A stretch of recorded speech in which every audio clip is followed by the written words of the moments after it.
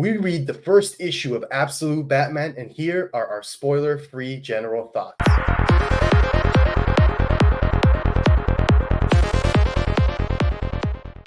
Absolute Batman #1 is a new Batman comic from creators Scott Snyder and Nick Dragotta.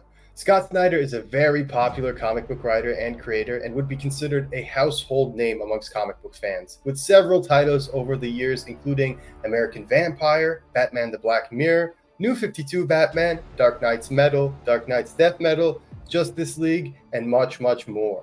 Over the last few years, Scott Snyder has stepped away from DC to pursue more creator-owned work. However, he has recently been working with DC again, crafting the Absolute Universe and pitching Absolute Batman #1.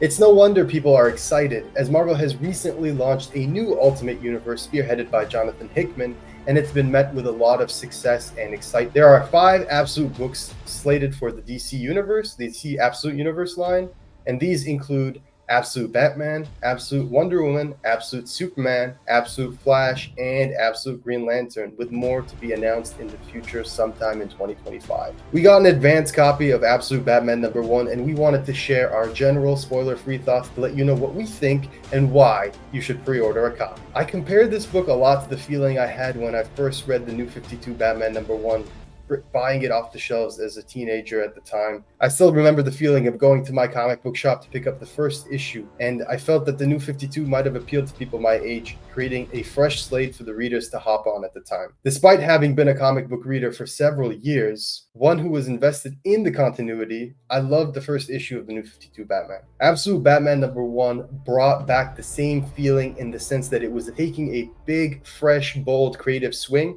while also having incredible artwork by the incomparable Nick Dragotta and beautiful colors by Frank Martin. For me, I first found out about Nick Dragotta reading his book with Jason Aaron, Once Upon a Time at the End of the World. His art is very dynamic, explosive, and extremely action-packed, almost akin to reading a manga. While Absolute Batman may invoke those feelings of nostalgia from other Batman stories, it feels like Dragotta takes inspirations from previous renditions of Batman from all forms of media, such as Dark Knight Returns, Matt Reeves' Batman, and more. You can really feel the passion and the effort that both him and Scott Snyder put into creating this book. I was apprehensive at first because Scott Snyder is not a new name when it comes to Batman. This is someone who has crafted several Batman stories over the last 10 to 12 years, and I wasn't sure how to feel about him returning to a Batman book. Listening to many of Snyder's creator interviews, I was really excited by his enthusiasm for the book, but I couldn't tell if it was earnest or it was just him trying to sell the book like many creators do during press promotions. Having read the first issue, I can tell you that Scott Snyder was being very earnest and genuine. Everything he said was true, and I felt that the creative team delivered in all respects. I'm really excited to read more, and I can't wait to hear people's thoughts once we get this issue live.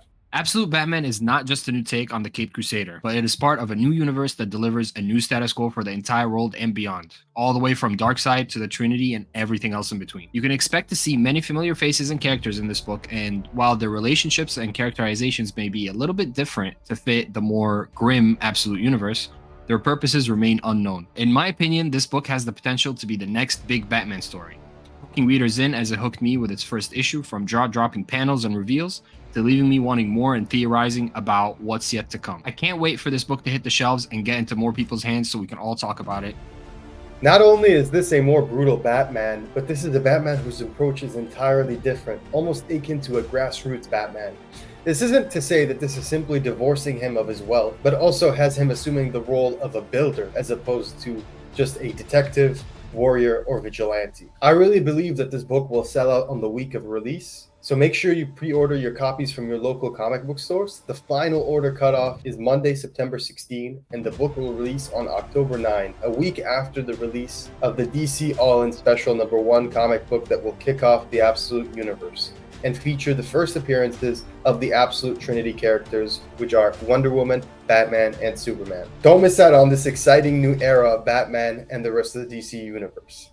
Thank you so much for checking out our video about our general thoughts on Absolute Batman #1. Please don't forget to pre-order your copies. I really think the hype is going to be there and the books are going to sell out. But what me and Ali are most excited for is to hear your thoughts and the general conversation around this book. It's going to be such a great time for Batman fans, comic book fans alike, with Marvel and their Ultimate Universe, DC and their Absolute line, and the DC Special Initiative, the DC All-In Initiative coming up. It's just been such a great time for comics, and we hope to see you there. And if you like this video or found it informative, makes you want to check out Absolute Batman, please like and subscribe. And once you do get your hands on it, feel free to comment, tell us know what you think, and look out for our review once the book actually comes out.